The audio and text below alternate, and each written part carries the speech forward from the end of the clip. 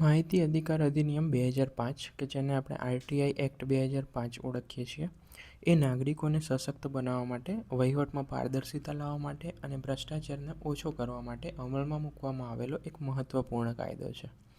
આ કાયદો ભારતની સંસદમાંથી પસાર કરીને બનાવવામાં આવેલો છે, જે અંતર્ગત કેન્દ્રીય માહિતી આયોગ અને રાજ્ય માહિતી આયોગની સ્થાપના કરવામાં આવી છે. આ કાયદાના અસરકારક અમલીકરણ માટે ગુજરાત સરકાર દ્વારા તે અંગેના નિયમો 2010ની અંદર જાહેર કરવામાં આવ્યા છે અને વખત ડીઓપીટી દ્વારા તથા ગુજરાત સરકાર દ્વારા પણ આ બાબતે માર્ગદર્શિકાઓ પૂરી પાડવામાં આવે છે. તો આ કાયદાના અર્થઘટન બાબતે કેટલીક મુશ્કેલીઓ જણાય છે. આ માટે આપણે અહીંયા એવો પ્રયત્ન કરેલ છે કે તદ્દન તમામ નવા સુધારાઓ અને માર્ગદર્શિકાઓનો અહીંયા આપણે એકવાર ચર્ચા કરીએ. તો આરટીઆઈના અમલીકરણ માટે મુખ્ય પાસાઓ અને સુધારાઓ જે થયેલા છે એના બાબતે ચર્ચા કરીશું આપણે અહીંયા. તો સૌપ્રથમ જોઈએ તો અરજદાર માહિતીમાં શું માગી શકે. તો કાયદાની કલમ 2F મુજબ માહિતીની વ્યાખ્યા આપવામાં આવી છે. આ માહિતીની વ્યાખ્યા એટલે કચેરીમાં રહેલું કોઈ પણ સાહિત્ય કે જેની અંદર રેકર્ડ, દસ્તાવેજો, મેમો, ઈમેલ, અભિપ્રાય, સલાહ, પ્રેસ રિલીઝ, પરિપત્ર, કરાર, અહેવાલ, કાગળ, નમૂના, સેમ્પલ્સ કે કેટલીક કચેરીઓ એવી હશે કે જે સેમ્પલ વિડ્રો કરતી હોય, મોડેલ્સ કે ત્યાં મોડેલ અવેલેબલ હોય, એ બાબતની માહિતીમાં સમાવેશ કરી શકાય છે. તેમજ ઇલેક્ટ્રોનિક સ્વરૂપે સંગ્રહાયેલ ડેટાને પણ માહિતીની વ્યાખ્યામાં સમાવવામાં આવે છે. ઇલેક્ટ્રોનિક સ્વરૂપે સંગ્રહાયેલ ડેટાનું ઉદાહરણ જોઈએ તો અત્યારે તમામ કાર્યવાહી આપણે ઈ સરકારના માધ્યમથી જ કરીએ છીએ. તો ઈ સરકાર પોર્ટલની અંદર જે માહિતી, જે ડેટા છે એની અંદર રહેલી નોંધ અને પત્ર એ પણ એક માહિતીની વ્યાખ્યાની અંદર સમાવેશ થઈ જાય છે. એટલે કે કોઈ પણ અરજદાર આ બાબતની માહિતી માગે તો તેને પૂરી પાડવી જોઈએ. આગળ જોઈશું કે અરજી કોને કરી શકાય, એટલે કે અરજદાર અરજી કોને કરશે. તો સૌપ્રથમ જાહેર સત્તામંડળ એટલે કે કોઈ પણ કચેરી. દરેક કચેરીની અંદર માહિતી અધિકાર અધિનિયમ જ્યારે અમલમાં આવ્યો ત્યારે દરેક કચેરીની અંદર જાહેર માહિતી અધિકારીની નિમણૂક કરવી ફરજિયાત હતી. એ અંતર્ગત દરેક કચેરી એટલે કે જાહેર સત્તામંડળની અંદર જાહેર માહિતી અધિકારીની નિમણૂક કરેલી હોય, જે આરટીઆઈના અર્થઘટન માટે, આરટીઆઈના અમલીકરણ માટે મુખ્ય જવાબદાર અધિકારી ગણવામાં આવે છે. આગળ જોઈશું કે અરજી કઈ રીતે કરશે અરજદાર. ગુજરાતના નિયમો 2010 અન્વયે જો જોઈએ તો નિયમ 3.1 મુજબ નમૂનો ક એટલે ફોર્મ નંબર A આપવામાં આવેલું છે, જેની અંદર અરજદારે પૂરું નામ અને સરનામું દર્શાવવામાં આવેલું હોય છે.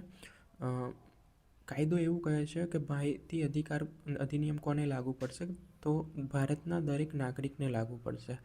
એટલે કોઈ સંસ્થા તરફથી આવતી માહિતી અધિકાર અધિનિયમની અરજી જો અવગણવી હોય તો એ પરત કરી શકાય છે.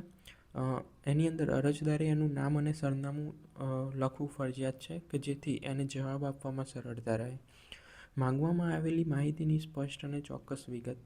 કયા સમયગાળાની માહિતી જોઈએ છે. અરજદાર એવું ના કહી શકે કે મારે છેલ્લા 10 વર્ષ કે છેલ્લા 20 વર્ષની માહિતી જોઈએ છે. એણે ત્યાં ચોક્કસ સમયગાળો અને ચોક્કસ માહિતીની વિગત દર્શાવવી પડશે. માહિતી અધિકાર અધિનિયમની અંદર ફી ચૂકવ્યાની વિગત એટલે ફીનું જે ચૂકવણું કરેલું છે અને કયા માધ્યમથી કરેલું છે તેની વિગત દર્શાવવી પડશે. હવે માહિતી અધિકાર અધિનિયમ અંતર્ગત કેન્દ્ર સરકાર દ્વારા જે ફી નિયત કરવામાં આવેલી છે 10 રૂપિયા છે, જ્યારે ગુજરાત સરકારે આ ફી 20 રૂપિયા નક્કી કરેલી છે. એટલે કોઈ અરજદાર 10 રૂપિયા ફી ભરીને અરજી કરેલી હોય તો તેની પાસેથી વધારાની 10 રૂપિયા ફી વસૂલ કરી આગળની કાર્યવાહી કરવી. હવે જોગવાઈ જે છે એ આ ફી અરજદાર કયા માધ્યમથી જમા કરાવી શકશે, તો રોકડ, ડિમાન્ડ ડ્રાફ્ટ અથવા પે ઓર્ડર, ભારતીય postal order, non judicial stamp કે જે અરજીની ઉપર ચોંટાડીને મોકલવામાં આવે છે, અને સરકારી તિજોરીમાં ચલણ દ્વારા. હવે સરકાર દ્વારા આ ચલણનું હેડ પણ નક્કી કરવામાં આવેલું છે. આ હેડ 70 અન્ય વહીવટી સેવાઓ, 60 અન્ય સેવાઓ, 800 અન્ય આવક અને 17 માહિતી અધિકાર અધિનિયમ હેઠળ ફી અને અન્ય ચાર્જ. અહીંયા એક જોગવાઈ એવી કરેલી હોય છે કે ગરીબી રેખા નીચે જીવતા બીપીએલ કુટુંબના સભ્યો માટે સરકારે કોઈ ફી રાખેલી નથી. એટલે કે બીપીએલ કાર્ડ ધરાવતો કોઈ પણ વ્યક્તિ ફ્રી ઓફ કોસ્ટ માહિતી અધિકાર હેઠળની અરજી કરી અને પોતાની માહિતી મેળવી શકશે, પરંતુ એણે આ સંદર્ભમાં બીપીએલ કાર્ડની નકલ જોડવી ફરજિયાત રાખવામાં આવી છે. હવે માહિતી મેળવવાનો જે ખર્ચ છે, એકવાર અરજદારે કોઈ અરજી કરી દીધી, એ અરજી અન્વયે અરજદારને પૂરી પાડવાની થતી માહિતી કે જે અરજદારે માંગેલી છે કે છેલ્લા વર્ષમાં મેં કરેલી અરજી ઉપર તમે કરેલી કાર્યવાહીની વિગત આપો, તો આપણી નોંધ અને પત્ર કે જેની નકલ 20 પાના હોય તો અરજદારના એ અંગે 1 પાના દીઠ ₹2ની ફી વસૂલ કરીને માહિતી પૂરી પાડવાની છે. એની અંદર જો મોટા કદના કાગળ હોય તો એના ખરેખર એક્ચ્યુઅલ ખર્ચ હોય એ પ્રમાણેની વસૂલ કરવાની રહેશે. ફ્લોપી અથવા તો ડિસ્ક હોય તો ₹50 પ્રતિ નંગ લેવાના રહેશે. નમૂના અને મોડેલની અંદર જે વાસ્તવિક ખર્ચ છે એ લેવાનો છે. અરજદાર જો કદાચ રેકર્ડ નિરીક્ષણ માંગે તો એને પૂરું પાડવાનું રહેશે અને એમાં પ્રથમ 30 મિનિટ મફત અને ત્યારબાદ દરેક 30 મિનિટ માટે ₹20નો ચાર્જ વસૂલવાનો રહેશે. અરજદાર રેકર્ડ નિરીક્ષણ બાદ જો કોઈ માહિતી માંગે તો એને 1 પાના દીઠ ₹2 વસૂલ કરવાના રહેશે અને ત્યારબાદ જ માહિતી પૂરી પાડવાની છે. અને અરજદારને જો 30 દિવસની અંદર જાહેર માહિતી અધિકારી જો માહિતી પૂરી પાડવામાં નિષ્ફળ જાય તો એ વિનામૂલ્યે આપવી પડશે, એવું કાયદાની અંદર જોગવાઈ કરેલી છે. હવે જોઈએ આરટીઆઈ કાયદાના અસરકારક અમલીકરણ માટે ગુજરાત સરકારે હમણાં એક નવી માર્ગદર્શિકા જાહેર કરેલી છે. એની અંદર જે ગુજરાત માહિતી આયોગના વર્ષ 2023-24ના વાર્ષિક અહેવાલની ભલામણો ઉપરથી આયોગે થોડા નિર્ણય લીધેલા છે, સરકારે નિર્ણય લીધેલા છે અને કેટલીક સૂચનાઓ આપેલી છે એ જોઈએ. તો ફી ભરવાની અંદર સરકારે જણાવેલ છે કે જો 5 પાના સુધીની માહિતી હોય તો અરજદારને વિનામૂલ્યે કોઈ પણ ફી વસૂલવાની નથી, એ વિનામૂલ્યે જ પૂરી પાડવાની છે. ત્યારબાદ જોઈએ તો ડિજિટલ માધ્યમ અને ઈમેલ અને ઓનલાઈન પણ આ માહિતી પૂરી પાડી શકાય છે, પણ એ પહેલાં અરજદાર પાસેથી નિયત ફી મેળવી લેવી જરૂરી છે અને ઉપલબ્ધ સ્વરૂપમાં માહિતીને સ્કેન કરી અથવા તો ફોટો પાડીને મોકલવાની રહેશે.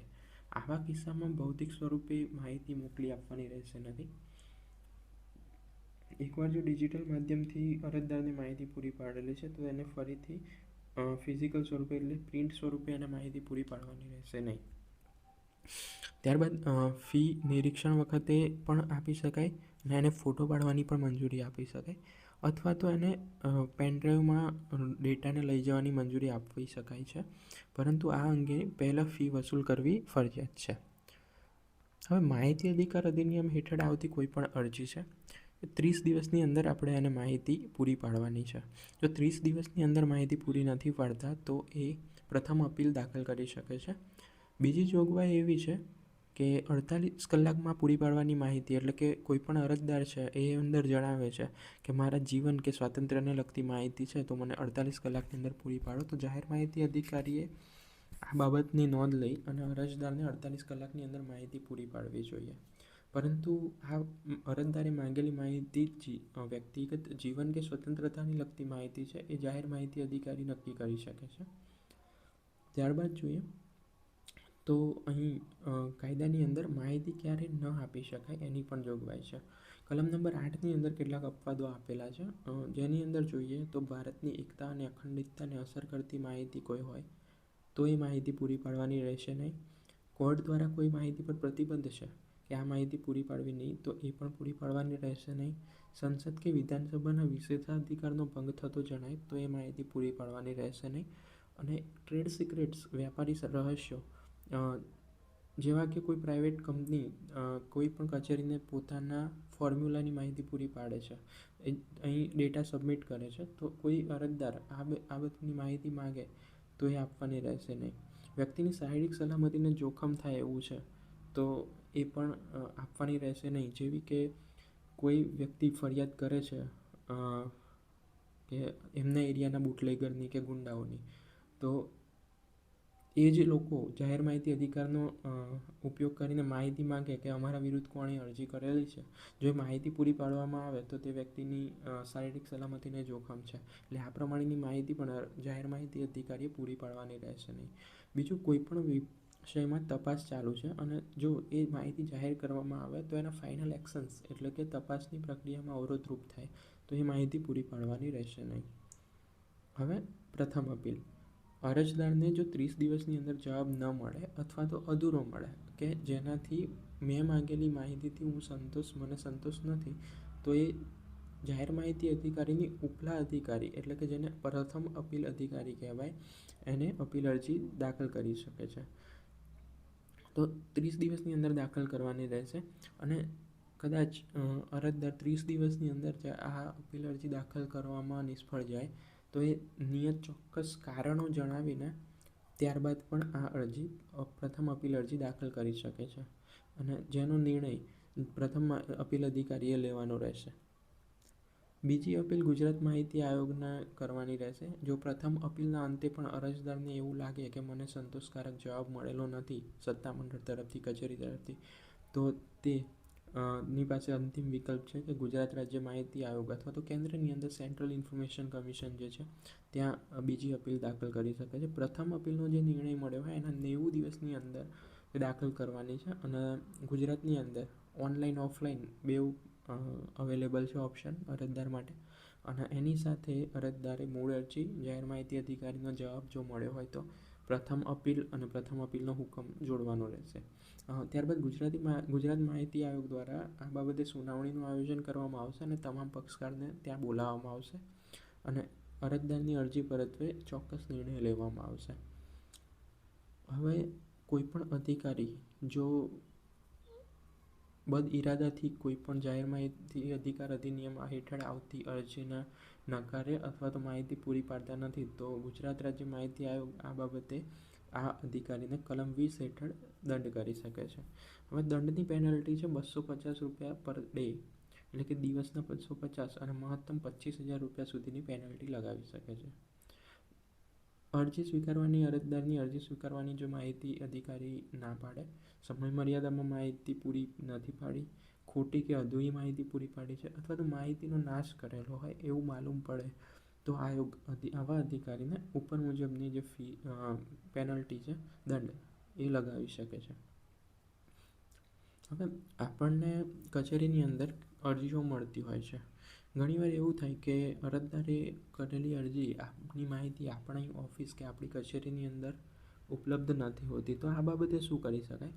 તો DOPTના ઓફિસ મેમોરેન્ડમ જે છે 12 જૂન 2008 એમાં આ બાબતે કેટલીક સૂચનાઓ આપવામાં આવેલી છે અને ઘણીવાર આ બાબતે કન્ફ્યુઝન થતું હોય છે. તો જોઈએ, ઘણીવાર અરજદારો પોતાની જાણકારીના અભાવે ખોટા જાહેર સત્તામંડળ એટલે ખોટી કચેરીને અરજી કરે છે. એ બોનાફાઇડ મિસ્ટેક કહેવાય. જ્યારે સામાન્ય સમજ ધરાવતી વ્યક્તિ એટલે કે નોર્મલ સિટીઝન જે છે એવું માની લે કે માહિતી આ ઓફિસ જોડે હશે પણ ખરેખર એ માહિતી એ કચેરી પાસે હોતી નથી. કોઈ અરજી એવી હોય કે જે સ્પષ્ટપણે આપણા વિભાગ કે આપણી કચેરીને સંબંધિત ના હોય એટલે અરજદારને ખબર નથી તો એની ફરજ નથી કે એ ચોક્કસ જાહેર સત્તામંડળને અરજી કરે. આ બાબતે કાયદાની અંદર પણ જોગવાઈ કરેલી છે. એ જોઈએ તો કલમ 6(1)ની અંદર એવું લખેલું છે કે અરજદારે ચોક્કસ જે માહિતી જોઈએ સંબંધિત જાહેર સત્તામંડળ અધિકારીને જ અરજી કરવી જોઈએ.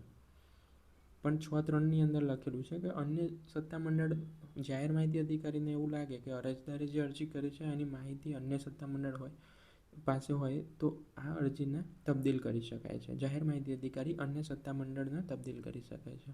હવે આ તબદીલ કરવાનો સમયગાળો છે 5 દિવસ. અરજદારની અરજી જે મળે એના 5 દિવસની અંદર નક્કી કરી અને બીજા જાહેર સત્તામંડળને અરજી તબદીલ કરવાની છે. કાયદો અરજદાર પાસેથી એવી અપેક્ષા તો રાખે જ છે કે સંબંધિત જાહેર સત્તામંડળને સંબોધે, પરંતુ જાહેર માહિતી અધિકારી તરીકે નાગરિકને મદદ કરવા માટે 6(3)નો ઉલ્લેખ છે જેમાં અરજી તબદીલ કરવી પડે છે.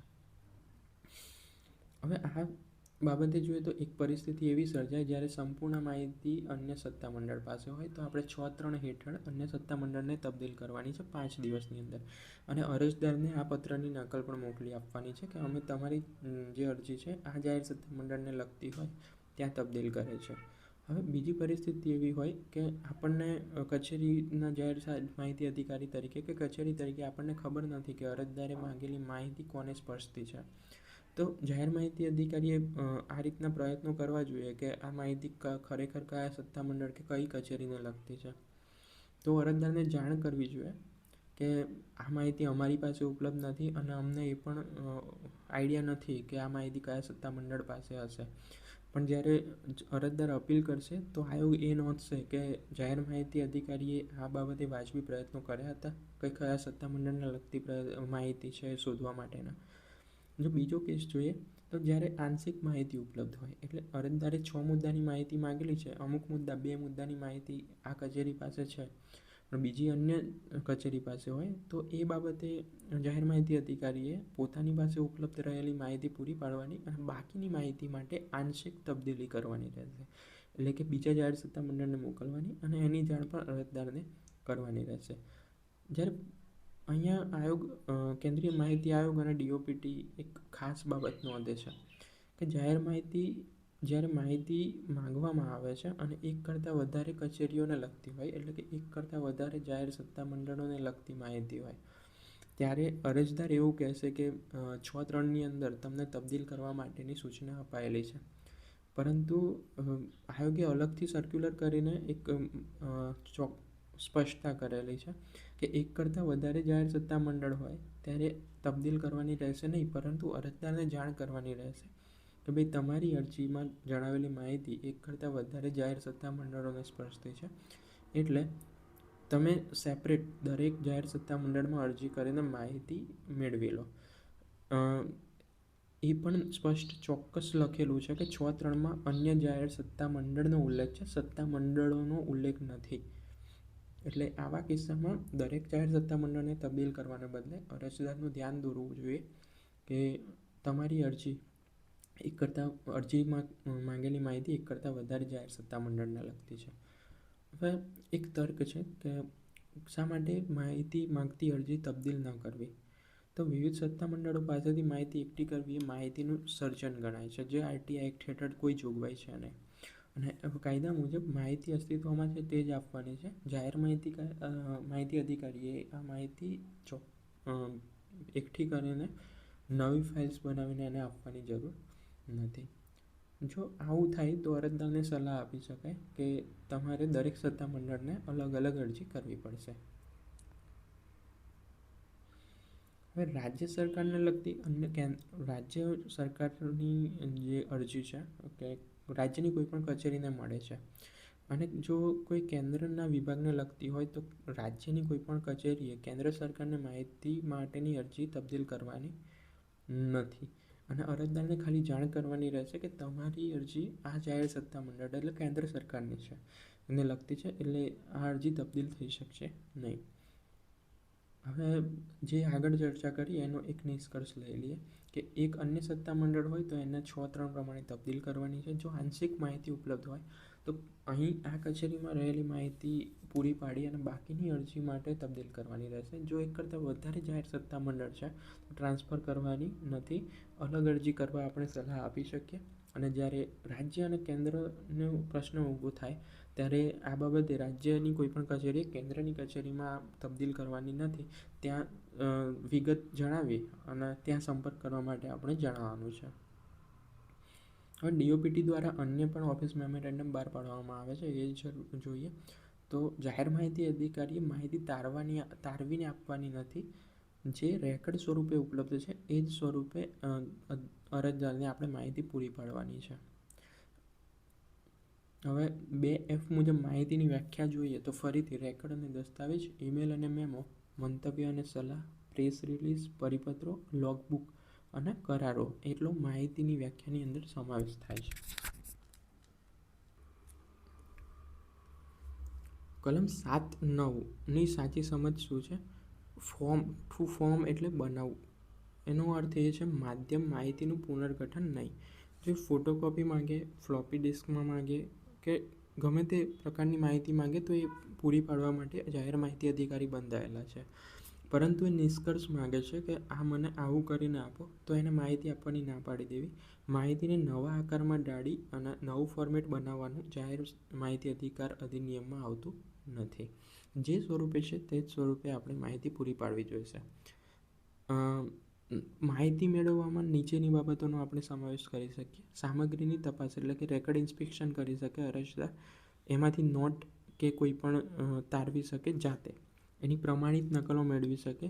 સામગ્રી જે છે જેનો આપણે સેમ્પલ્સ એના પ્રમાણિત નમૂના લઈ શકીએ, ઇલેક્ટ્રોનિક ડેટા પણ મેળવી શકીએ.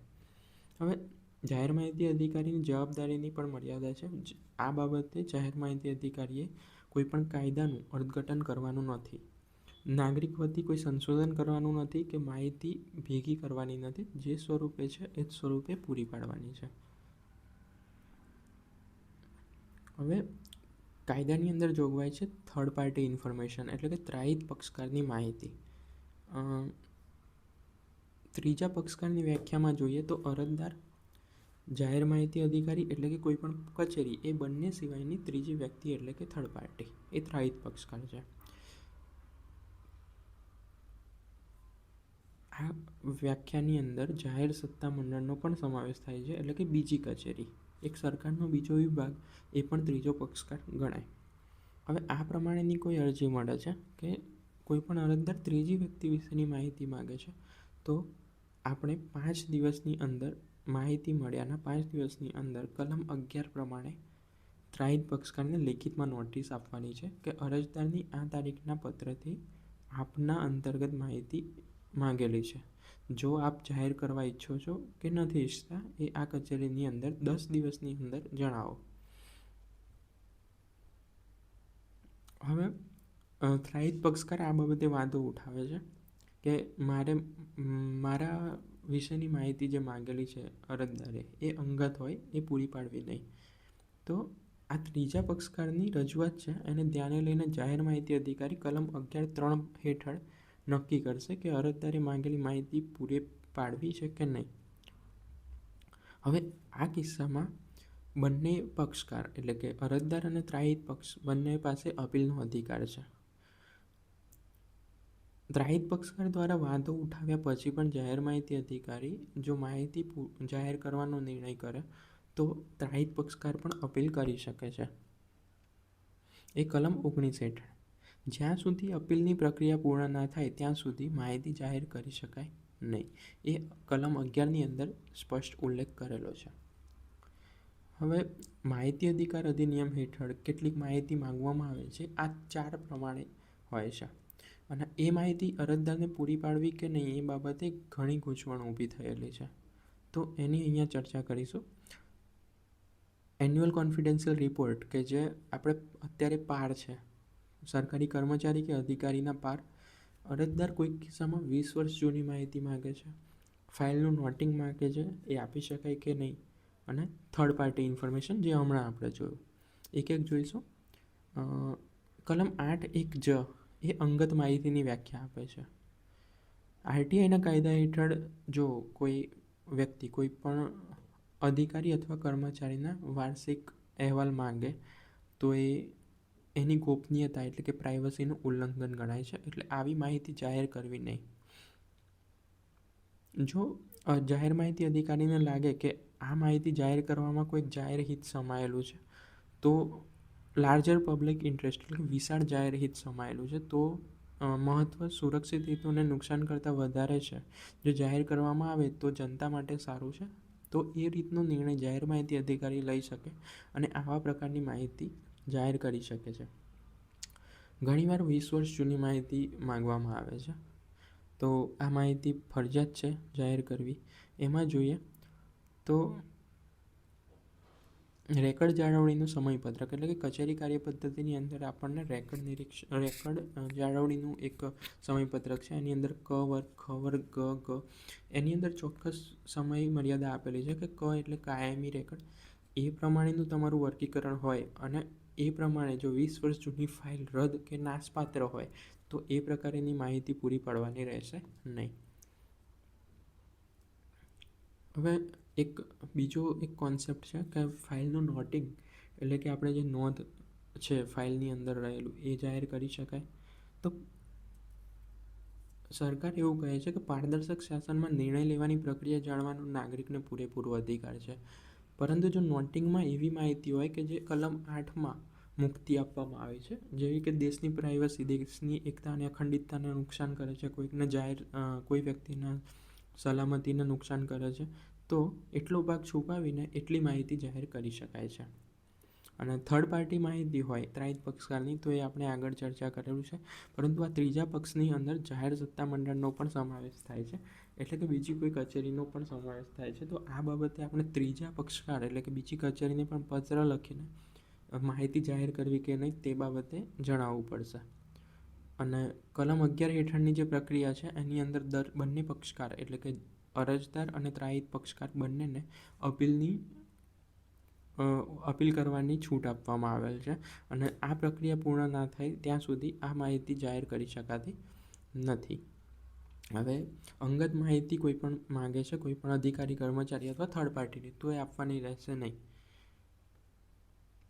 અહીં કેટલાક આપણે જે ફાઇલ્સ કેન્દ્ર સરકારના DOPT વિભાગ દ્વારા જાહેર કરવામાં આવી છે એની અંદર જોઈએ તો 10/7/2008નો એક સર્ક્યુલર છે. એની અંદર ક્લેરિફિકેશન આપવામાં આવ્યું છે કે કયા ફોર્મેટની અંદર માહિતી આપવાની રહેશે. 14/8/13ની અંદર જણાવેલું છે કે અંગત માહિતી પર્સનલ ઇન્ફોર્મેશન માહિતી અધિકાર અધિનિયમ હેઠળ પૂરી પાડવી, જાહેર કરવી કે નહીં.